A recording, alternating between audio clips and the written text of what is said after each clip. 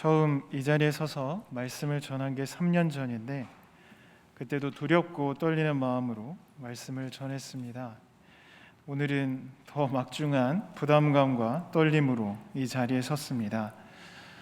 연세대학교의 담임 목사로 여러분께 인사를 드립니다. 부족한 게 너무 많아서 이래도 되나 싶습니다. 연세대학교를 이끄셨던 훌륭한 담임 목사님들을 생각하면 혹시 누가 될까 염려가 큽니다. 담임 목사로 임명된 후에 축하 연락을 많이 받았습니다.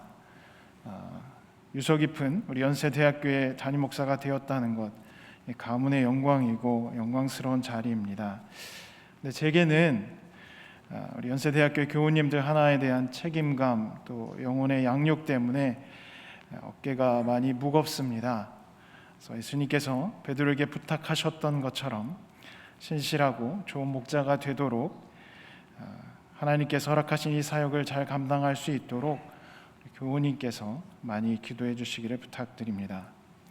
특히 우리 한태동 선생님, 또 오늘 잘 안 보이시는데 유동식 선생님 비롯한 연로하신 교우님들, 하나님께서 부르시는 것 같으면 이 천둥 벌거숭이 담임 목사를 좀 훈련시키고 가겠다고 하나님께 좀 기다려달라고 부탁을 해 주십시오.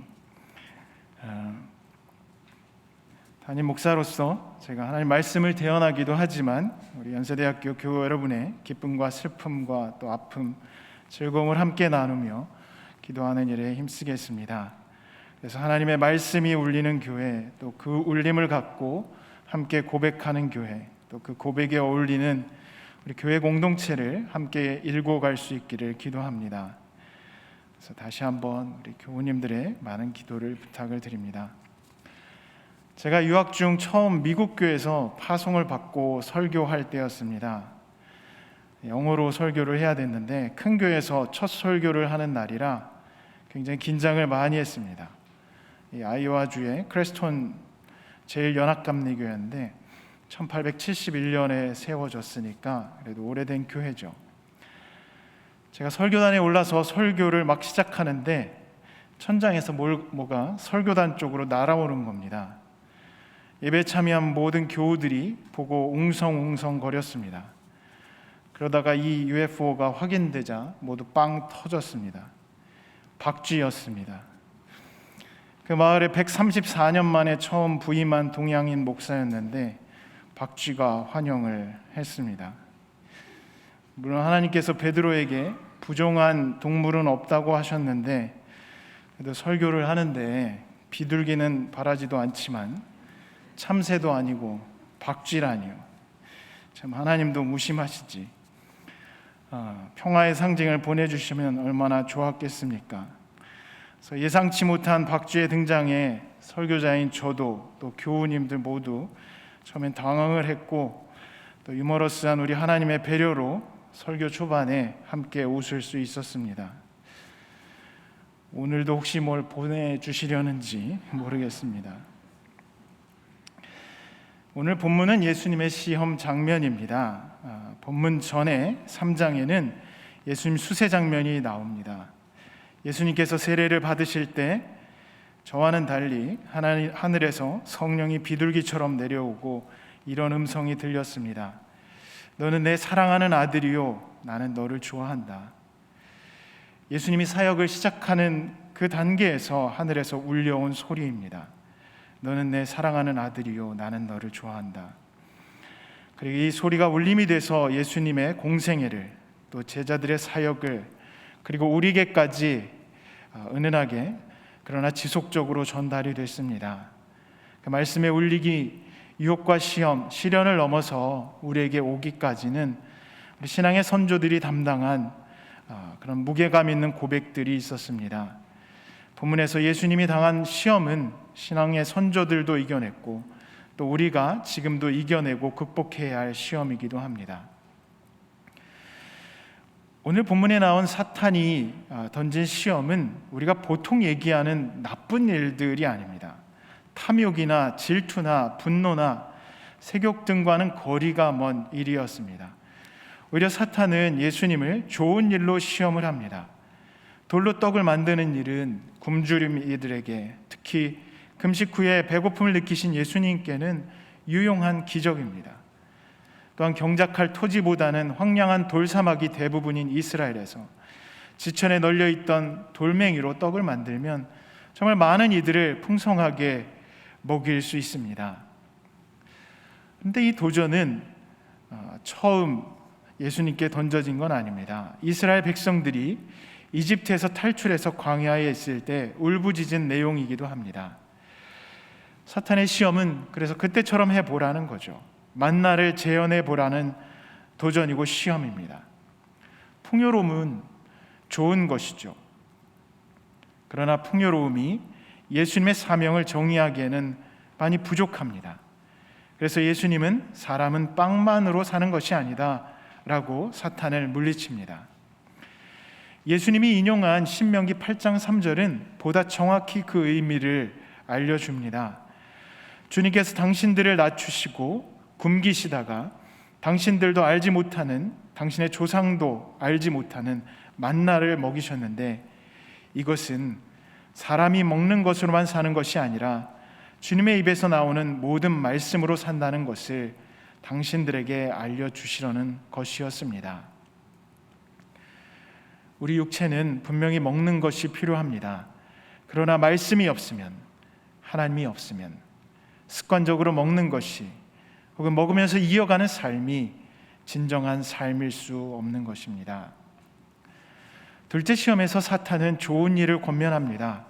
사탄은 스스로를 세상의 통치자로 여깁니다. 그리고 세상 권력자인 자신에게 엎드려 절하면, 다시 말해서 그 권위를 인정하고 예배하면 그 통치권을 예수님께 넘겨주겠다고 말합니다. 우리가 정치 권력을 탐하는 것을 보통 좋지 않게 보기는 합니다. 그러나 당시에 이스라엘은 로마에 의해 지배를 당했습니다. 경제적으로, 정치적으로, 군사적으로 예루살렘은 로마에 철저하게 종속이 되었습니다. 그런 상황에서 로마로부터의 독립과 자치 통치권은 고통받는 사람들에게 좋은 일입니다. 오늘 기도에도 간구해 주셨지만 지금도 군사력으로 우크라이나를 지배하려는 러시아의 모습을 보면 건강하고 정의로운 그런 권리와 권력이 필요합니다. 당시 로마의 압제를 고려하면 어쩌면 권력을 사탄에게서라도 받아오는 것이 선한 일처럼 여겨질 수도 있습니다. 그러나 잠깐 절하고 권력을 넘겨받으라는 시험에 예수님은 단호하게 아니오라고 대답을 하십니다. 오히려 주 너의 하나님께 경배하고 그분만을 섬겨라 라고 말씀해 주십니다. 아무리 좋은 목적을 위한 것이라도 그것이 하나님을 섬기는 일과 배치되면, 아니 하나님을 덜 섬기게 되면 안 된다는 것입니다. 세 번째 시험에서 사탄은 성전 꼭대기에서 뛰어내리라고 합니다. 우리가 함께 읽은 시편이 사탄이 인용한 말씀입니다. 하나님께서 의인을 지키실 것이고 의인이 가는 길마다 지키시고 발이 돌부리에 부딪히지 않게 천사들이 손으로 붙들어 줄 것이라고 말합니다. 성전은 당시 가장 의로운 사람들이 일하는 곳이었습니다. 주로 제사장들이죠. 물론 제사장들 다수는 로마와 결탁해서 이스라엘의 고통에 그리고 아픔에 눈 감았지만 의로운 사람들도 있었습니다. 성전은 그 의미상 의로움과 의로운 사람들이 보호받는 곳입니다. 그곳에서 하나님께서 보호하실 것이니 뛰어내려 봐라, 이렇게 사탄이 예수님을 내몰고 있습니다. 그러나 예수님의 답변은 또한 단호합니다. 주 너의 하나님을 시험하지 말라. 이 말씀은 십계명에 하나님의 이름을 망령되이 일컫지 말라는 계명을 떠오르게 합니다. 단순히 의미 없이 부르지 말라는 차원이 아니라 하나님을 오용하거나 이용하지 말라는 의미입니다. 하나님은 램프의 요정이 아니기 때문이죠. 세 번의 시험에 예수님은 모두 아니요라고 단호하게 대답했습니다. 그런데 우리를 당혹스럽게 하는 것은 예수님이 세 가지 시험에서 하지 않겠다고 대답한 것을 공생애에서 보면 하신 것을 볼 수 있습니다. 예수님은 돌로 떡을 만드는 것을 여기서 거부하셨습니다. 그러나 그는 오병이어로 배고픈 사람들을 먹이셨죠. 예수님은 사탄에게 굴복함이 얻는 정치 권력을 거부했습니다. 하지만 예수님은 공생애 내내 하나님의 나라를 선포하셨고 사랑과 정의와 평화와 구원을 가르치셨습니다. 예수님은 성전에서 뛰어내려 천사에게 보호받는 일을 거부하셨지만 하나님께서 자신을 죽음에서 구원하실 것을 확신하며 십자가에 달리셨습니다. 사탄의 시험은 모두 거부하셨지만 공생에서 예수님은 어떻게 보면 사탄이 요구한 바로 그 일들을 하셨습니다. 빵을 만들고 하나님의 통치를 말하고 하나님의 구원을 확신했습니다. 공생의 결과만으로 보면 사탄이 말한 것과 같습니다. 결과는 같은데 사탄의 시험과 예수님의 사역에는 어떤 차이가 있을까요? 본문은 사탄이 왜곡과 거짓을 통해 우리를 어떻게 유혹하는지 보여줍니다. 사탄은 욕심을 필요로, 또 거짓을 진실로, 그리고 불신을 신앙으로 제시합니다. 이 구분이 쉽다면 좋겠지만 실상 우리는 늘 욕심과 필요, 거짓과 진실, 그리고 불신과 신앙의 중간 지점에서 방황을 합니다. 종종 욕심이 필요인 것처럼 오해하고 거짓을 진실처럼 호도하고 불신앙을 신앙의 본질로 착각하기도 합니다. 그 굴절된 신앙의 중심에, 우리의 신앙이 왜곡되는 근저에 하나님보다 앞서고 하나님보다 두드러지는 내가 자리를 잡고 있습니다. 돌로 떡을 만들 수 있는 나, 세상을 정의로 통치할 수 있는 나, 그리고 무엇을 해도 하나님이 살려주셔야 할 나, 그 내가, 이 세상의 중심에 자리 잡은 내가 있습니다. 이렇게 되는 이유는 우리가 하나님의 아들과 딸로서 하나님 앞에서 살아가는 존재임을 너무도 자주 잊기 때문입니다. 아까 세례 장면을 말씀드렸는데 오늘 시험 받는 예수님은 바로 전에 세례 장면에서 하나님의 아들로 선포됩니다. 그리고 다른 복음서와 달리 누가복음에서는 족보가 소개가 됩니다. 그 족보는 예수님으로부터 아담에게까지 올라갑니다. 그리고 누가복음 족보에서 독특한 것은 아담이 하나님의 아들로 소개되는 점입니다. 예수님만이 하나님의 아들이 아니라 아담도 하나님의 아들이고, 그렇기 때문에 그의 후손, 그 후손들, 그리고 그 후손의 후손인 예수님도 하나님의 아들입니다. 다시 말해서 아담으로 시작된 계보는 우리 모두가 하나님의 아들과 자녀임을 오늘 누가복음은 얘기해 주고 있습니다.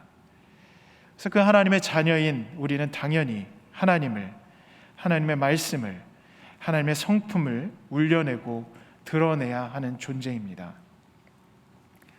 그러나 시험에서 사탄은 예수님을 아담처럼 하나님 없이 사는 존재로 만들려고 합니다.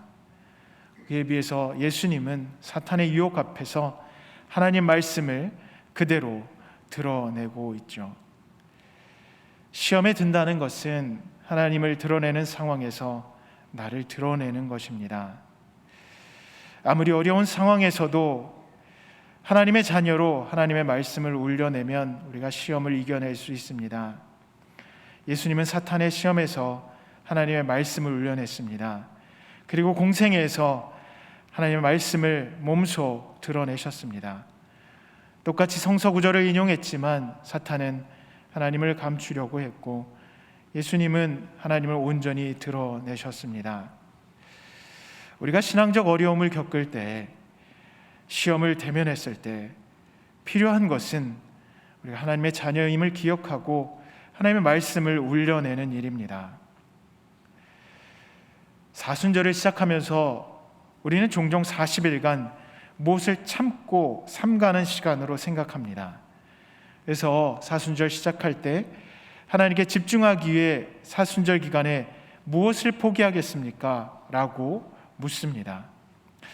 이번 사순절에 무엇을 포기하기로 혹은 삼가기로 결정하셨습니까? 육류를 포기하기도 하고 달콤한 과자류를 포기하기도 합니다. 혹은 TV 시청을 포기하거나 인터넷 사용을 포기하죠. 요즘 대세는 유튜브나 넷플릭스 이런 거라 학생들에게 얘기하면 유튜브 안 보는 거, 넷플릭스 안 보는 거 이거를 목표로 삼기도 합니다.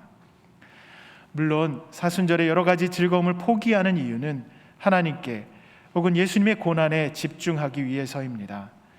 그래서 이 포기 결심도 신앙의 생활에서 중요합니다. 그런데 예배학자들은 우리가 사순절을 좀 다르게 접근하기를 요청합니다. 삼가고 포기하는 수동적인 접근보다는 능동적으로 참여하는 사순절을 추천을 합니다. 그래서 그들은 이렇게 말을 합니다. 사순절은 무언가를 포기하는 게 아니라 하나님의 은혜에 대한 우리의 감수성과 의지를 갖고 우리와 함께 하시는 하나님의 신비에 참여하는 것이다. 사순절은 하나님이 우리와 함께 하심, 즉 성육신하신 예수 그리스도의 신비, 그리고 그 신비에 담긴 하나님의 은혜에 깊이 참여하는, 의지적으로 능동적으로 참여하는 기간이라는 겁니다. 의도적으로 회개에 집중하고 성도의 교제에 나누며 기도하고 금식하고 성서를 묵상하고 경건한 행위를 하고 의로운 일을 하고 그리스도에 대한 신앙 고백을 되새기는 일이 사순절에 우리가 힘쓰는 일입니다. 이 모든 행위는 초대교인들이 부활절에 세례를 받기 전 복음을 받아들이기 위해 했던 훈련이기도 합니다. 3세기에 교회에서는 세례 준비 기간을 3년 동안 가졌습니다. 3일 교육받은 게 아니고 3주 교육받은 것도 아니고 3년 동안 교육을 마치고 나면 그런 부활절에 세례를 받았습니다. 3년이란 긴 시간 동안 교육을 한 이유는 죄의 습관을 끊고 이단에 미혹되지 않고 흔들리지 않는 신앙심을 갖추기 위해서였습니다. 하나님의 은혜와 구원의 신비에 참여하기 위해 세례 예비자들은 긴 교육을 기꺼이 감당했던 겁니다. 그 의지적이고 능동적인 신앙 훈련에 참여가 필요한 시기, 그게 우리가 지금 맞고 있는 사순절입니다. 그 신비가 무엇일까요? 예수 그리스도의 신비, 그것은 죽음과 부활의 신비입니다. 우리를 사랑하셔서 인간이 되시고 십자가에 죽으시고 부활하신 그 신비가 하나님 은혜의 신비입니다. 불신은 죽음만을 얘기합니다. 광신은 부활만을 얘기합니다. 진정한 신앙은 우리의 죽음과 더불어서 부활을 함께 얘기하고 참여하는 것입니다. 사순절 기간 동안 우리는 의도적으로 하나님이 허락하신 이 신비에 동참하도록 부름을 받습니다. 우리와 함께 하시는 예수님, 우리와 더불어 고난을 당하시고 사랑을 보이신 예수님, 그리고 십자가 넘어 부활하신 그 예수님의 신비에 참여하는 시간입니다. 우리가 그 신비에 온전히 참여할 때 광야를 통과하되 신실하신 하나님, 함께 하시는 하나님, 은혜를 부으시는 하나님과 동행을 할 것입니다. 그 동행이 우리 안에서 울려내는 소리, 그게 예수님께서 오늘 사탄에게 들려준 하나님의 말씀일 겁니다. 예배를 시작할 때마다 우리는 종의 울림을 듣습니다. 종처럼 우리 하나하나가 하나님의 말씀을 울려낼 수 있길 바랍니다. 특별히 어려울 때, 시험을 당할 때, 바로 그때 예수님처럼 말씀을 울려낼 수 있기를 간절히 바랍니다. 그리고 그 울림이 어우러져서 하나님의 뜻을 드러내는 공동체가 우리 연세대학교회가 되길 간절히 축원하며 이 말씀을 드립니다. 함께 조용히 기도하도록 하겠습니다.